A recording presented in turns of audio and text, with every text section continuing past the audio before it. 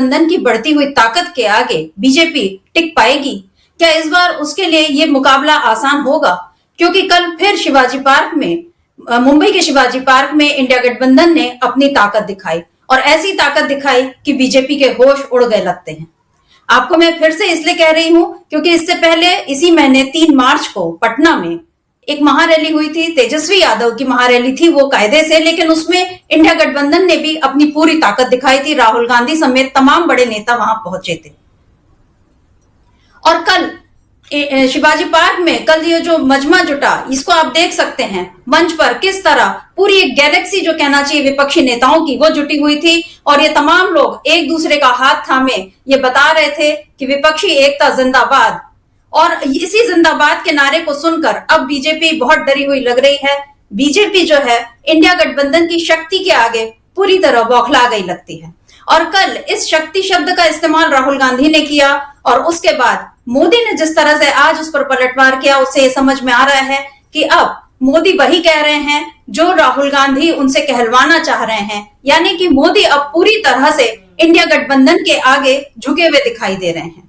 आपको मैं बता दूं कि कल राहुल गांधी समेत तमाम नेताओं ने कमोबेश एक ही जैसी बातें कही। सबकी बातें अलग अलग थी, लेकिन उनका मुद्दा जो था वो यही था कि किस तरह इस समय देश में विचारधारा की लड़ाई चल रही है। एक ओर है संविधान विरोधी विचारधारा जो बीजेपी की है और दूसरी ओर है लोकतंत्र को बचाने की विचारधारा, गांधी के रास्ते पर चलने की विचारधारा, जिस पर इस समय इंडिया चल रहा है और ये चाह रहा है कि आने वाले चुनाव के बाद पूरा देश इसी रास्ते पर चले। और इस समय पूरा झगड़ा, पूरी लड़ाई, पूरी राजनीति जो है वो इसी विचारधारा की है।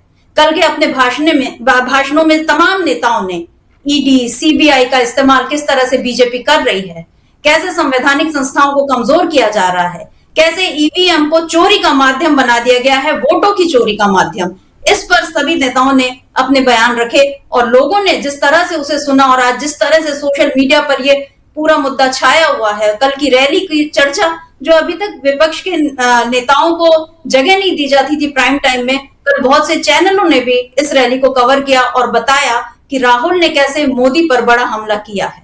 तो ये राहुल गांधी की जो उन्होंने कल जो शक्ति शब्द का इस्तेमाल करके एक नैरेटिव नया तैयार कर दिया और आज मोदी उसी पर जवाब देते नजर आए, उससे ये समझ में आ रहा है कि इंडिया गठबंधन की शक्ति के आगे इस समय बीजेपी बौखला गई है।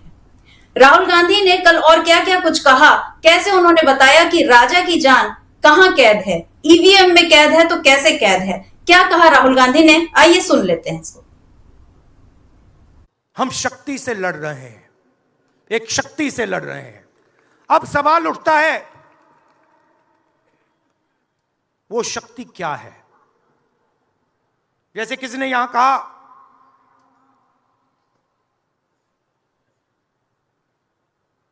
राजा की आत्मा ईवीएम में है। सही है, सही है, राजा की आत्मा ईवीएम में है।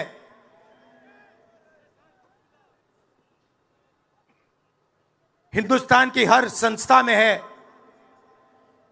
ईडी में है, सीबीआई में है, इनकम टैक्स डिपार्टमेंट में है।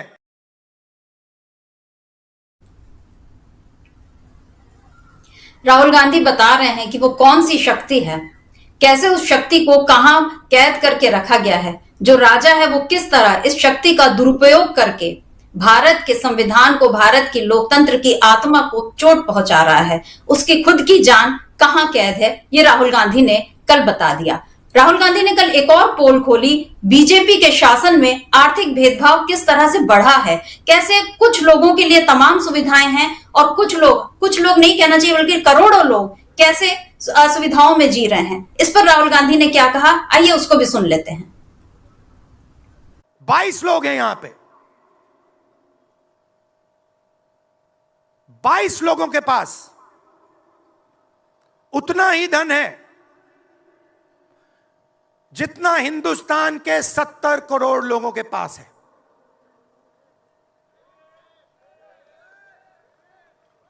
हिंदुस्तान में इंटरनेशनल एयरपोर्ट खुलवाने के लिए साल लग जाते हैं। 10 दिन में शादी के लिए इंटरनेशनल एयरपोर्ट खुल जाता है। वो ठीक है, कोई बड़ी बात नहीं है।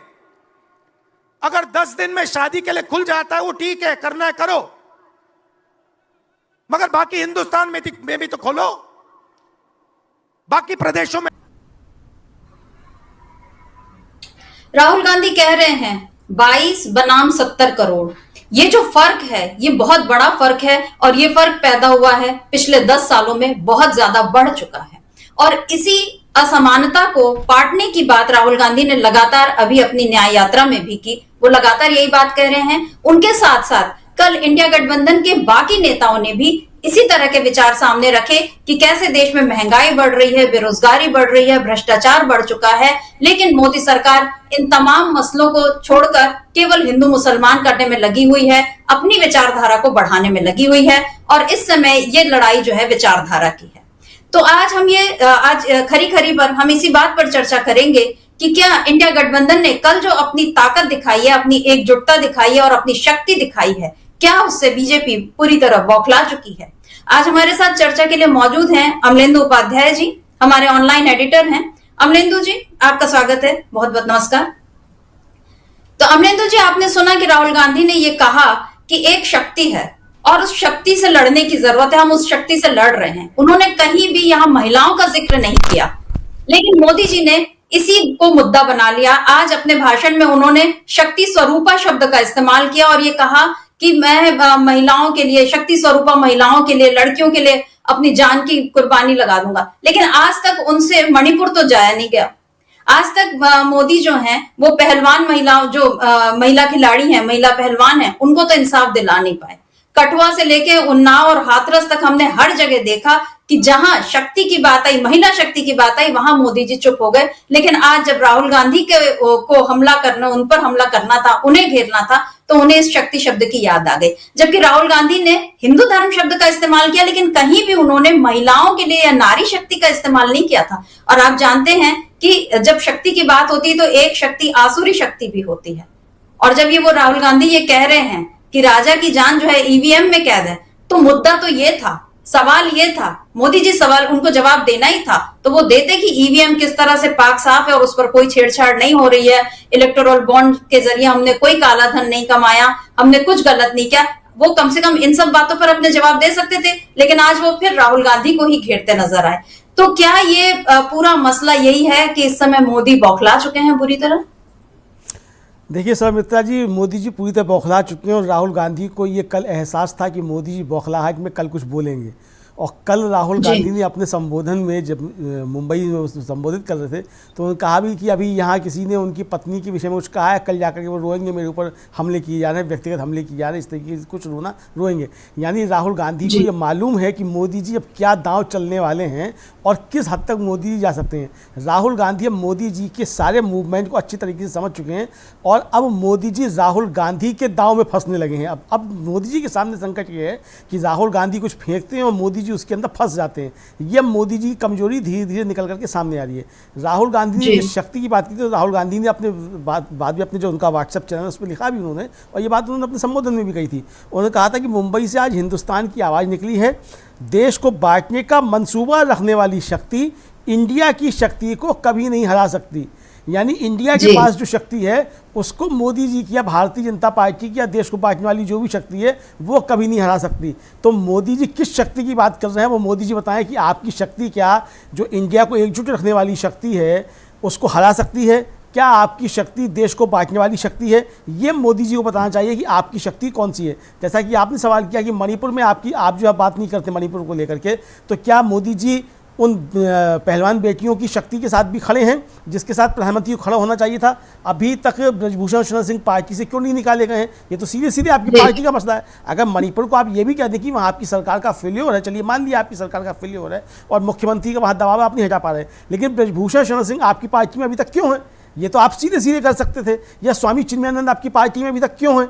ये तो आप सीधा सीधा कर सकते थे। तो कुल मिलाकर के मोदी जी जो असल में बोल रहे हैं वो असल में बहुत घबराए हुए हैं। और कल जिस तरीके से इंडिया ने अपनी शक्ति दिखाई है मुंबई के शिवाजी स्टेडियम से, उसके बाद जो है वो मोदी जी का एकदम से कहा जाए भारतीय जनता पार्टी का दोनों का जो है वो मानसिक संतुलन थोड़ा सा गड़बड़ा गया लगता है, क्योंकि वो ये पचा नहीं पा रहे हैं कि इस तरीके की तगड़ी चुनौती मुंबई से मिलेगी। वो तो सोच रहे थे एकनाथ शिंदे को मुख्यमंत्री बना करके वहाँ उन्होंने इंडिया ख़त्म कर दिया, लेकिन वहाँ से जिस तरीके से संवेद स्वर में इंडिया गठबंधन के नेता बोले हैं, जिस तरीके से वहाँ जन सैलाब उमड़ा है और जिस तरीके से सबने एक सुर में सीधी सीधी मोदी जी को, भारतीय जनता पार्टी को चुनौती दी है और सीधे सीधे ये कहा है कि हम डरने वाले नहीं हैं, ये सबका एक संवेद स्वर था। तो मोदी जी से अगर कोई डरेगा नहीं तो मोदी जी का तो कारोबार सब खत्म हो जाएगा, क्योंकि भारतीय जनता पार्टी, मोदी जी का जो भी राजनीतिक कारोबार है वो सब डर के ऊपर कायम है। तो मोदी जी जिस शक्ति की बात कर रहे हैं, तो मोदी जी की शक्ति क्या देश को बांटने वाली शक्ति है? मुझे लगता है कि मोदी जी को ये स्पष्ट करना चाहिए। हालांकि मोदी जी फिलहाल जो है वो राहुल गांधी के ट्रैप में फंस गए हैं।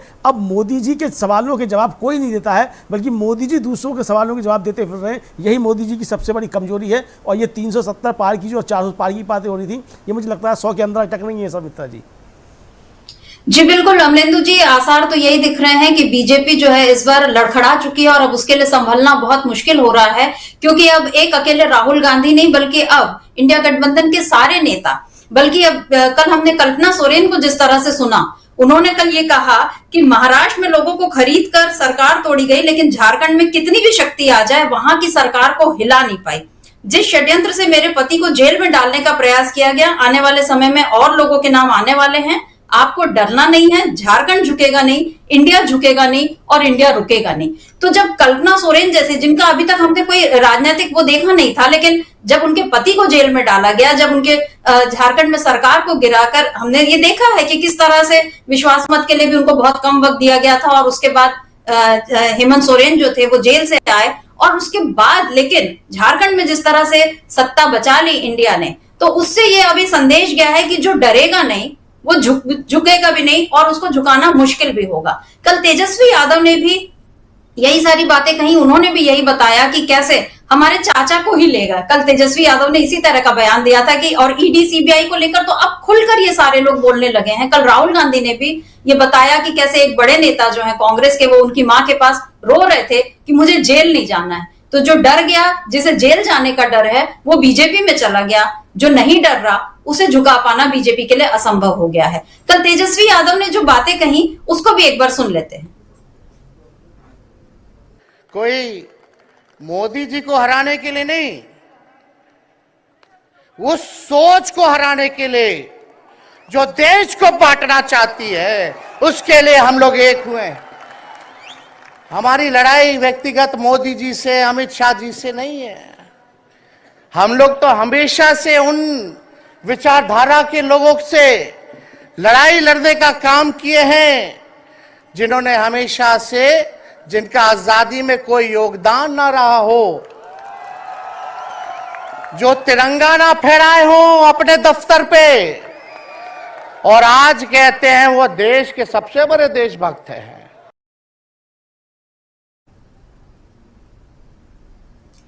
तेजस्वी यादव ने इन 2-4 लाइनों में ही आरएसएस की और बीजेपी की सारी पोल खोल के रख दी। और इसके साथ ही आप देखिए अमलेंदु जी, उन्होंने एक ये कहा कि हमारी लड़ाई व्यक्तिगत नहीं है। और आप याद करिए कि मोदी जी जो है वो हमेशा ये कहते हैं कि वो हर बात को, जैसे अभी उन्होंने मोदी की गारंटी बना लिया है, उनके लिए व्यक्ति ही सबसे बड़ा है, अहम ब्रह्मास्मि वाला हिसाब उनका चलता है। अभी भी उन्होंने ये मोदी की गारंटी किया, जब बीजेपी की कोई आलोचना करे तो उसको वो कहते हैं कि वो मोदी को गाली दे रहे हैं। तो मोदी जिस तरह से सहानुभूति बटोरने चले गए थे जनता के बीच, आज तेजस्वी उस चाल को भी फेल करते हुए नजर आए। उन्होंने ये कह दिया कि हमारी लड़ाई आपसे नहीं है, हमारी लड़ाई विचारधारा से है। और यही बातें बाकी लोगों ने भी कही। कल शरद पवार हो चाहे एम के स्टालिन हो, सभी लोगों ने ये बात कही कि हमें विचारधारा की लड़ाई लड़नी है।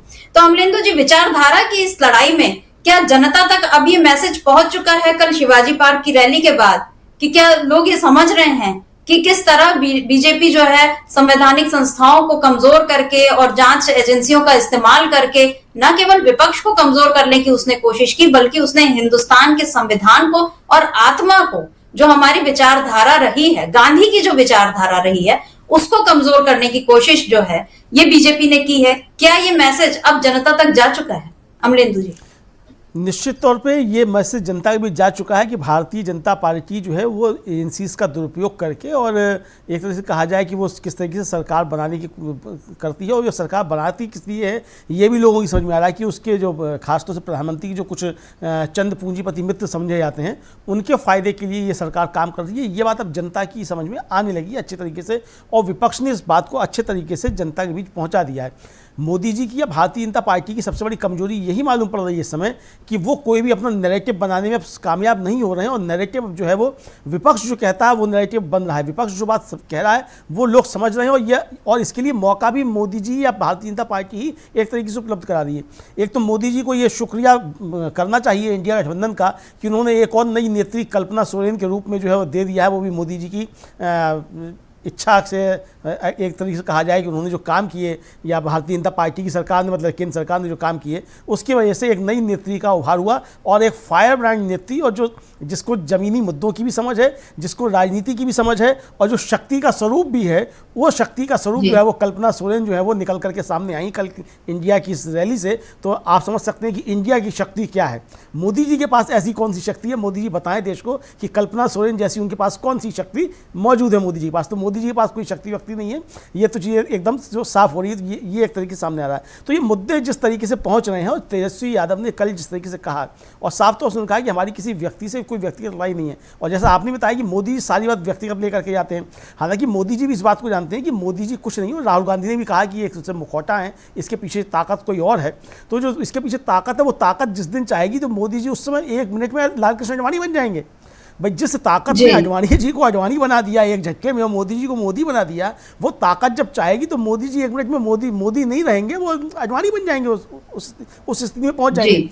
यानी कि मोदी जी का पॉलिटिकल कैरियर जिस ताकत के हाथ में है उस ताकत को राहुल गांधी समझ रहे हैं, और इंडिया गठबंधन समझ रहा है कि मोदी जी केवल मुखौटा हैं, ये मुख नहीं है, मुख जो है कोई और है। हालांकि ये बात कही जाती थी उनके लिए, अटल बिहारी वाजपेयी के लिए, और गोविंदाचार्य जिस वक्त भाजपा के बड़े नेता होते थे उन्होंने कह दिया था कि अटल जी मुख नहीं मुखौटा है। लेकिन आज स्थिति ये कि भारतीय जनता पार्टी में कोई ये कहने की ताकत नहीं रखता है कि मोदी जी मुख नहीं मुखौटा हैं, जबकि मोदी जी वास्तव में मुखौटा हैं। मुख पीछे कोई और है, यानी वो ताकतें कोई और हैं जो मोदी जी को संचालित करती हैं, मोदी जी से संचालित हो रहे हैं। तो ये बात मोदी जी भी अच्छे तरीके से समझते हैं। तो मोदी जी को जितनी स्क्रिप्ट लिख के दी जाती है उतना वो टेली प्रॉम्प्टर पर जाकर के पढ़ देते हैं। तो मोदी जी उसी स्क्रिप्ट को पढ़ रहे हैं, लेकिन जनता जो है वो इस स्क्रिप्ट का जो टेली प्रॉम्प्टर है उसके आर पार अब देख रही है और समझ रही है कि स्क्रिप्ट को पढ़ने वाला किन शक्तियों के हाथ में बंधा हुआ है और इसकी डोर जो है वो कहाँ है। तो राहुल गांधी और इंडिया ने जो प्रहार किया है वो मोदी जी की जिन ताकतों के ऊपर, वो जो है प्रहार बहुत तेज़ी से हुआ है, और मुझे लगता है कि वो सही निशाने पे लगा है।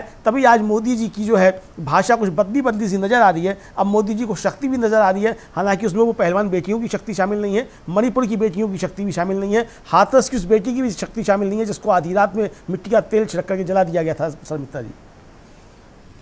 जी अमरेंदु जी, हम ये देख रहे हैं कि मोदी जी अब बोल कुछ रहे हैं, लेकिन उनके मन में क्या है या उनकी असलियत क्या है, बीजेपी की असलियत क्या है, ये अब जनता के बीच खुलकर सामने आ रहा है। क्योंकि ये सवाल कोई भी उठाएगा कि आप जब शक्ति की बात कर रहे हैं तो पहले आप अपनी बेटियों को इंसाफ तो दिलाइए, पहले उनके लिए एक सुरक्षित माहौल तो बनाइए। और जनता ही है जो ये सब भुगत रही है, तो वो बिल्कुल अच्छे से समझ रही है।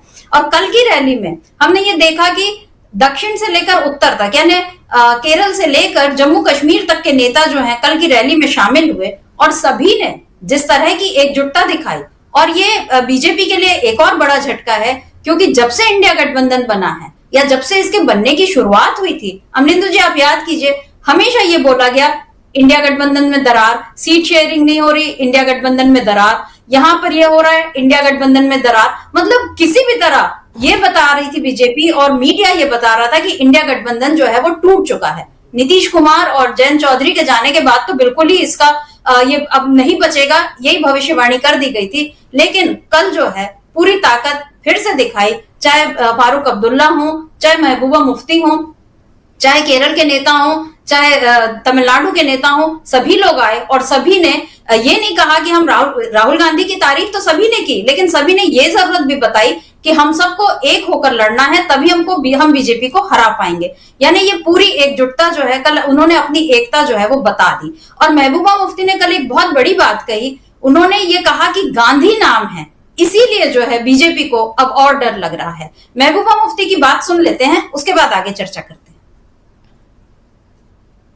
ने, हिंदुस्तान ने गांधी जिसका नाम है उससे बड़े बड़े इम्तिहान लिए, बड़ी बड़ी कुर्बानियां ली हैं।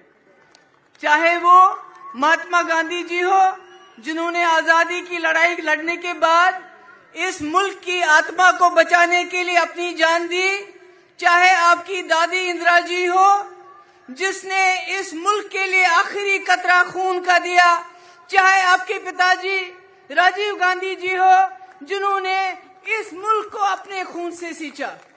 इसलिए आपके ऊपर ये जो भार है, ये जो जिम्मेदारी है, ये इसलिए आई है कि आपके नाम के पीछे गांधी नाम है, जिससे बीजेपी के लोग बहुत डरते हैं और आगे भी डरेंगे।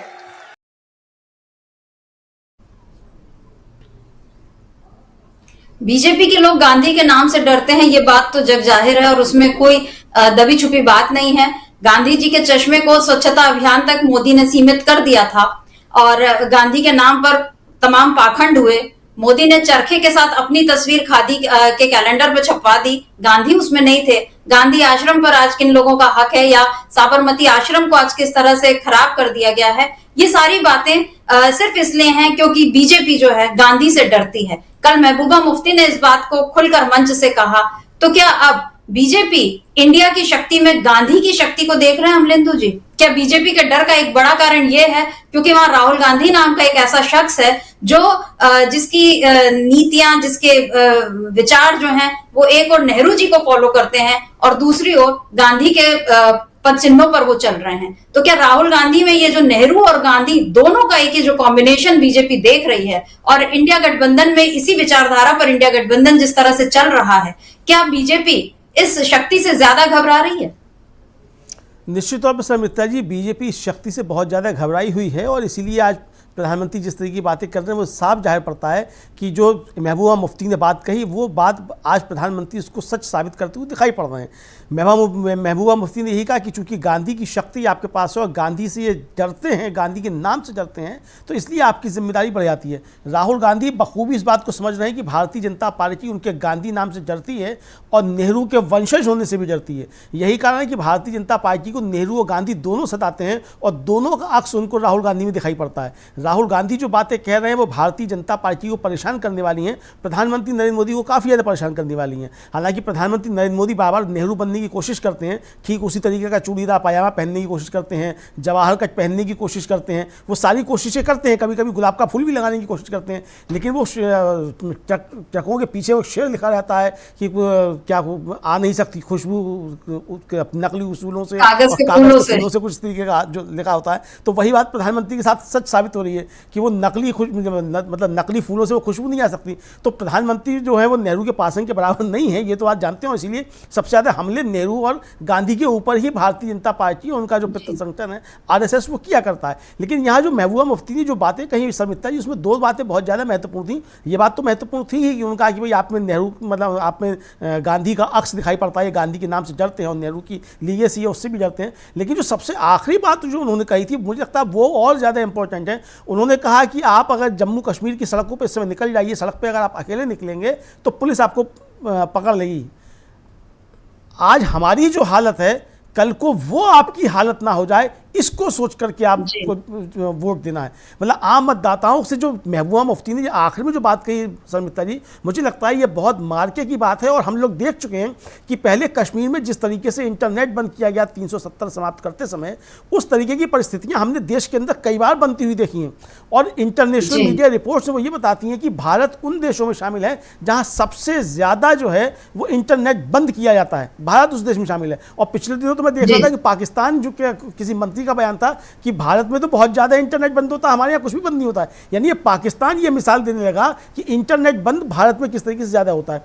तो महबूबा मुफ्ती जिस तरह इशारा कर रही थी वो यही इशारा कर रही थी कि आज कश्मीर की जिस तरीके से हालत इस सरकार ने की है, कल पूरे भारत की ये स्थिति ना हो जाए, इसलिए आपको इस देश को बचाने के लिए, इस देश के लोकतंत्र और इस देश के संविधान को बचाने के लिए आपको वोट देने के लिए निकलना है और पूरी शक्ति के साथ निकलना है। और उसी शक्ति से भारतीय जनता पार्टी बौखलाई हुई दिखती है कि जो शक्ति भारत भारत को बचाने की है, जो शक्ति इस देश के लोकतंत्र और संविधान को बचाने की है, भारतीय जनता पार्टी को शक्ति से डर लगता है। और राहुल गांधी जो कह रहे थे कि देश तोड़ने वाली शक्ति जो है वो इंडिया की शक्ति को नहीं हरा सकती है, तो अब बताना प्रधानमंत्री को यह है कि उनकी शक्ति क्या देश तोड़ने वाली शक्ति है। मसर मित्रा जी। जी अमलेंदु जी, क्योंकि बीजेपी की शक्ति जो है वो उसका फेक प्रोपेगेंडा है और प्रधानमंत्री का खुद का प्रचार है, और इसी के दम पर 10 साल तो निकाल लिए। उसके अलावा इनकी शक्तियों में आप जोड़ सकते हैं कि हिंदुत्व और राष्ट्रवाद, जिसके दम पर राजनीति की शुरुआत की और उसको बीजेपी ने सत्ता का सफर तय किया, और उसके बाद एक के बाद दूसरी पारी भी ले ली। लेकिन 10 सालों में बीजेपी ने कुछ ऐसा काम नहीं किया जिससे जनता को राहत मिले। और कल एमके स्टालिन ने यही बात कही, उन्होंने सीधे कहा कि पीएम मोदी ने 10 साल में 2 ही काम किए, 19 विदेश यात्राएं और दूसरा फेक प्रोपेगेंडा। तो हम तो ये लगातार देख रहे हैं कि मीडिया में किस तरह से खबरों को तोड़ मरोड़ के दिखाया जाता है। और अभी एक मीडिया चैनल का बड़ा कॉन्क्लेव हुआ और उसमें जिस तरह से मोदी ने, शाह ने लगातार भरे मंच से झूठ बोला, बिना किसी शर्म लिहाज के झूठ बोला। शाह ने तो इलेक्टोरल बॉन्ड पर जो कुछ कहा उसका कच्चा चिट्ठा अब सामने आ चुका है। सुप्रीम कोर्ट अब फैसले पे फैसले दे रहा है, लेकिन उसके बाद भी वो सुप्रीम कोर्ट के फैसले को ही गलत बताने में लगे हुए, क्योंकि वो अपने आप को सही साबित कर रहे हैं। तो ये जो फेक प्रोपेगेंडा है, चाहे वो खुद की नीतियों को लेकर हो, विकास के दावों को लेकर हो, गांधी परिवार को लेकर हो, चाहे कांग्रेस को लेकर हो, बीजेपी ने लगातार झूठ बोला है और अब उस झूठ की पोल जो है वो खुलते जा रही है। कल फारूक अब्दुल्ला ने भी बड़े मार्के की बात कही। उन्होंने कहा कि हमें एकजुट होकर रहना है, हमें इस कश्ती को बचाना है। अगर हम इस कश्ती को नहीं बचा पाएंगे तो ये बीजेपी जो है हावी हो जाएगी। क्योंकि अब हम ये देख रहे हैं, आपने जो बात कही कि जम्मू कश्मीर के जो हालात हैं वो अगर पूरे देश में अगर वैसे ही बनने लगे, अगर मणिपुर हो चाहे हरियाणा हो, कहीं के भी अयोध्या हो, जहां कहीं इनका मन होता है वो इंटरनेट बंद कर देते हैं, लोगों को पता नहीं चलता कि हो क्या रहा है। नागरिक अधिकारों का लगातार हनन हो रहा है और इसके खिलाफ जो कोई आवाज उठाता है उसे डर दिखाया जाता है, और ये डर आम जनता को भी डराता है और इसके साथ साथ विपक्ष के नेताओं को भी डराता है। और कल लगातार तमाम लोगों ने इन बातों को जनता के सामने रख दिया। अमलेंदु जी, फारूक अब्दुल्ला ने ये जो बात कही है कि हमें इस कश्ती को बचाना है, क्या बीजेपी किसी तरह का फिर कोई सुनामी या भंवर बनाने की कोशिश करेगी कि जिसमें इंडिया गठबंधन की ये जो कश्ती है वो डूबे, और ये जो इंडिया गठबंधन में सवार तमाम लोग हैं, इस कश्ती पर सवार तमाम लोग हैं, वो कैसे इस सब को बचा सकते हैं? अमलेंदु जी, कोई सुझाव आपका, कोई आपकी बात? देखिए समिता जी, इसमें जो फारूक अब्दुल्ला साहब ने कहा कल, तो वो साफ तौर पे एक ही बात थी कि इस देश को बचाना है और देश के ऊपर खतरे बहुत ज़्यादा हैं। भारतीय जनता पार्टी जो भी सुनामी पैदा करना चाहती है वो सुनामी इस देश को तोड़ने वाली होगी। निश्चित तौर पे ऐसा समझा जा सकता है जो इंडिया गठबंधन कह रहा है, और यही बात संवेद स्वर में सबने कही कि भारतीय जनता पार्टी के पीछे जो शक्ति है, जो भारतीय जनता पार्टी की ताकत है, वो भारतीय जनता पार्टी की ताकत देश को तोड़ने में लगी हुई है। और लगातार देखा जाया है, राहुल गांधी, हालांकि उसको काफ़ी ज़्यादा विस्तार में जाकर के राहुल गांधी ने बताया कि भाई ये जो देश तोड़ने की जो काम करते हैं उसके पीछे कारण क्या होता है कि नफरत फैलाओ, और नफरत फैलाने के पीछे कहीं ना कहीं जाकर के देश बेच दो। सीधे सीधे कहने का तात्पर्य राहुल गांधी का यही था। तो यही लेकर के अब जनता के बीच इंडिया गठबंधन जाए और जनता को ये बात समझाए, और मुझे लगता है ये लोग क्या आगे समझा रहे हैं और जनता इस बात को समझ रही है, ये बात लोगों के बीच पहुंच रही है कि भारतीय जनता पार्टी के जो कारनामे हैं, जो भी वो काम करती है, या प्रधानमंत्री जिस भी तरीके की बातें करते हैं, उन सबका मकसद जो है वो कहीं ना कहीं जाकर के ये होता है कि किसी भी तरीके से देश कमजोर हो, भारतीय जनता पार्टी उसके मित्र जो हैं वो मजबूत हों। तो ये बात जनता के बीच जा रही हो, इंडिया गठबंधन को इसको और मजबूती के साथ जाकर के कहना पड़ेगा। राहुल गांधी ने जिस तरीके से अपनी दो यात्राएं निकाली, पहली भारत जोड़ो यात्रा और दूसरी भारत जोड़ो न्याय यात्रा, उसके जरिए राहुल गांधी ने सीधा सीधा जनता से संवाद किया। और राहुल गांधी ने कल अपने भाषण में ये बात कही भी, जो अपना यात्रा समापन के भाषण पर था, उन्होंने कहा कि देखिए ना मीडिया में है और ना सोशल मीडिया पे है, असली बात जो है वो जनता के बीच में जाकर के, और हमने जनता से जाकर के सीधा सीधा संवाद किया है। तो लड़ाई जो लड़ी जानी है वो जनता के बीच जाकर के लड़ी जानी है। राहुल गांधी इस बात को अच्छी तरीके से समझ रहे हैं, और इसीलिए उन्होंने कहा कि ना मीडिया में लड़ाई लड़ी जाएगी, ना सोशल मीडिया पर लड़ाई लड़ी जाएगी, लड़ाई असली जनता के बीच जाकर के लड़नी है। इंडिया गठबंधन के तमाम लोग जो है वो इस बात को अच्छे तरीके से समझ चुके हैं, मुझे लगता है कि जनता के बीच जाकर के लड़ाई होगी। चूँकि उद्धव ठाकरे ने भी महाराष्ट्र में बहुत लंबी यात्रा भी की, थोड़े दिन पहले ही तेजस्वी यादव ने बिहार में जनविश्वास यात्रा निकाली और वहाँ जनविश्वास महारैली हुई। तो इस तरीके से, जिस तरीके से लोग, मल्लिकार्जुन खड़गे लगातार एक हफ्ते में मुझे लगता है कि 3-3, 4-4 बड़ी सभाएं मल्लिकार्जुन खड़गे खुद कर रहे हैं जाकर के, ममता बनर्जी लगातार कर रही हैं, अखिलेश यादव भी लगातार जनता के बीच बने हुए हैं। तो इंडिया गठबंधन के लोग लगातार जनता के बीच बने हुए हैं। प्रधानमंत्री जो है सिर्फ हवाई दौरे कर रहे हैं और जाकर के भाषण दे रहे हैं। तो अंतर यह है कि जनता के बीच कौन है और कौन सिर्फ भाषण दे रहा है। तो प्रधानमंत्री जो भाषण मंत्री के तौर पर चिन्हित सम्मिलित हो चुके हैं और जनता समझ रही है कि प्रधानमंत्री के झोले में भाषण के अलावा और कुछ नहीं है। तो प्रधानमंत्री की जो गारंटियां हैं वो भाषण की गारंटी है, इसके अलावा प्रधानमंत्री की गारंटी में कुछ है नहीं। ये बात जनता समझ रही है और मुझे लगता है कि विपक्ष को ये बात जनता को और जाके समझानी होगी कि प्रधानमंत्री की झोली में जो गारंटियां हैं वो गारंटियां जो सिर्फ भाषण देने की हैं और शायद प्रधानमंत्री के झोला उठाकर चलने का समय आ गया है। ये जाकर के जनता के बीच विपक्ष को जाकर के ये बात अच्छे तरीके से बतानी होगी, खासतौर से जो इलेक्टोरल बॉन्ड का मसला जिस तरीके से खुल करके सामने आ रहा है। और आज फिर सुप्रीम कोर्ट ने बहुत कड़ी फटकार जो है वो एसबीआई को लगाई है और गुरुवार तक का समय दिया है कि गुरुवार तक आप इलेक्टोरल बॉन्ड्स के नंबर्स जो हैं, जो भी चीज़ें आपके पास है वो आपको सब देनी है। तो ये नंबर जब सामने आएंगे तो ये मालूम पड़ जाएगा कि किस तरीके से इस देश के अंदर एक वसूली तंत्र चल रहा था, जो कि राहुल गांधी आरोप लगातार लगा रहे हैं इलेक्टोरल बॉन्ड्स को लेकर के। तो ये सारे मतलब ये सरकार हर मोर्चे पर किस तरीके से जनता के साथ छल कर रही है, ये बातें अब जनता के बीच जो है वो लेकर के जाने की आवश्यकता है। इंडिया गठबंधन इसको लेकर के जाएगा। हालांकि कल जिस तरीके से वहाँ से इंडिया की रैली से बातें हुई, चाहे वो सिलेंडर के दाम को लेकर के हो, चाहे वो गैस के दाम को लेकर के हो, चाहे वो 2 करोड़ हर साल रोजगार के वादों को लेकर के हो, स्मार्ट सिटी को लेकर के बातें हों, कोरोना काल में किस तरीके से मिसमैनेजमेंट हुआ उसको लेकर के हो, सारी बातें कल उस रैली से हुई हैं। यही बातें अब जन जन के बीच जाकर के इंडिया गठबंधन के लोगों को पहुंचानी है। जहां भी उनको मीटिंग्स करनी है वहाँ सारी बातें खुल करके रखनी है और अधिक से अधिक लोगों तक कार्यकर्ता जो है ये बातें जाकर के उनके बताएं। मुझे लगता है कि इसी से मोदी जी और भारतीय जनता पार्टी बौखलाए हुए दिखाई पड़ते हैं कि इंडिया ने जो शक्ति हासिल की है उस शक्ति से भारतीय जनता पार्टी लड़ने का भी कोई रास्ता निकाल नहीं पा रही है। और उसको समझ में आ गया है कि जो उसकी आसुरी शक्ति जिसको कहा जा सकता है एक तरीके से, जो राहुल गांधी कह रहे हैं कि जो देश तोड़ने वाली शक्ति है, उस शक्ति के खिलाफ इंडिया की जो देश जोड़ने वाली शक्ति है वो कहीं मजबूत नज़र आ रही है। और आखिर में जो राहुल गांधी ने आज कल रात में जो अपना लिखा व्हाट्सएप चैनल पर, उसमें लिखा भी है कि इंडिया जीतेगा, ये शक्तियां हारेंगी जो देश को तोड़ने वाली हैं और इंडिया जीतेगा। तो मोदी जी को बताना है कि क्या इंडिया को जीतते हुए देखना चाहते हैं मोदी जी की नहीं देखना चाहते हैं। जी अमलेंदु जी, मोदी जी इंडिया को जीतते हुए देखना चाहते हैं या नहीं चाहते, ये तो वाकई एक बड़ा सवाल है। लेकिन अभी तो यही नजर आ रहा है कि वो खुद को किसी भी तरह फिर से प्रधानमंत्री बनते हुए देखना चाहते हैं। और आपके हमारे तमाम लोगों के व्हाट्सएप पे जिस तरह से मोदी जी की एक चिट्ठी आ गई है, तो ये भी एक बड़ा उनकी बीजेपी की चालाकी है कि किस तरह से इंडिया के हर एक मोबाइल जो यूजर है उसका नंबर उनके पास है और उन तक उनके मैसेज चले गए हैं। तो ये भी एक बड़ा झटका है हमारे लिए, क्योंकि हमें ये पता है कि हमारी प्राइवेसी कहीं ना कहीं खत्म हो चुकी है। अब जो है देश का प्रधानमंत्री जो है उसके पास हमारे सबके नंबर हैं और एक नंबर आजकल होने से सारी जानकारी निकालना आसान है, ये भी हम देख रहे हैं। तो बीजेपी की जो चालाकियां हैं वो उसके अपने कर्मों से खुलती जा रही हैं। ये बीजेपी भी अब समझेगी जल्दी ही, क्योंकि जनता अब समझ चुकी है। और कल की रैली से ये बात साफ समझ में आ रही है कि इंडिया गठबंधन के नेता अब पीछे हटने वाले नहीं हैं, वो सब अब एकजुट होकर आगे बढ़ रहे हैं और उनके साथ साथ अब जनता भी आगे बढ़ने तैयार है। और जब अपने नेताओं को मंच पर देखकर कार्यकर्ता भी उनमें भी नया जोश भरा होगा, ऐसी उम्मीद हम कर सकते हैं।